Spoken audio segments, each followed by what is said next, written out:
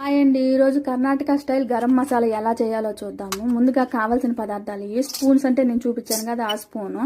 చెక్క ఒక 4 ముక్కలు, మిరియాలు ఒక 4 టేబుల్ స్పూన్లు, ధనియాలు ఒక 6 టేబుల్ స్పూన్లు, జీలకర్ర ఒక టేబుల్ స్పూను, సోంపు ఒక స్పూన్ వేసుకోండి. అవి మధ్య మధ్యలో ఫ్రై చేసుకుంటూ ఉండాలి. బిర్యానీ ఆకు ఒక 10 పీసులు, లవంగాలు ఒక 30 పీసులు లెక్క పెట్టుకొని వేసుకుని, అనాస పువ్వు ఒక 5, యాలకులు ఒక 18, జాపత్రి 6, ఎండుమిరకాయలు ఒక 8 వేసుకోండి. మీకు కారం ఇంకొంచెం కావాలంటే ఇంకొన్ని రోడ్ యాడ్ చేసుకోవచ్చు. నేను కొంచెం కారం తక్కువ అందుకని ఒక 8 వేసుకుంటున్నాను, సరిపోతుంది. బాగా ఫ్రై చేసుకోవాలి, మధ్య మధ్యలో కలుపుకుంటూ ఉండాలి, లేకపోతే మాడిపోతాయి. దాంట్లోనే మరాఠీ మగ్గు ఒక 5, 6 వేసుకోండి.